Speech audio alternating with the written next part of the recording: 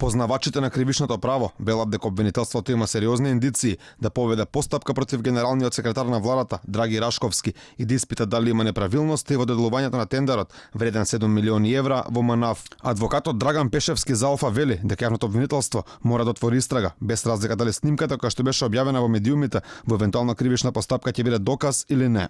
Дали има индиции по кои што обвинителството треба да постапи? Поред мене, после она што го слушнав, апсолутно има. Дали снимката ќе биде земена како доказ во евентуална кривична постапка или не? Тоа не значи дека нема индиции. А од друга страна, дури и самиот на пресконференција кажа дека сите списи во врска со разговорот и во врска со тој предмет наводен од 2017 година се испратени веќе во обвинителството.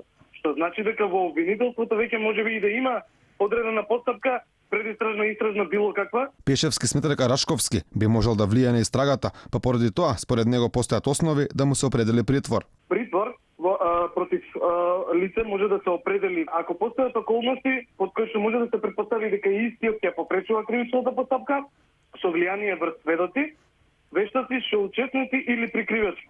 Ние вчера на пресконференцијата чувме закани за поднесување на кривични пријави и на разни тужби. Со оглед на тоа дека лицето кое што се спомнува за поднесување на кривична пријава е соучесник можеби во постапката или можеби ќе биде сведок.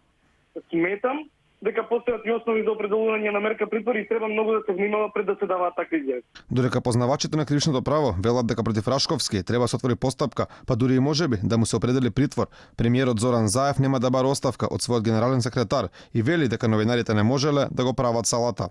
Можете некој да го правите салата кога сакате и како сакате, како физичко лице. Владата нема да поднесе тужби. Наша работа не е да се тужиме со новинарите и со медиумите.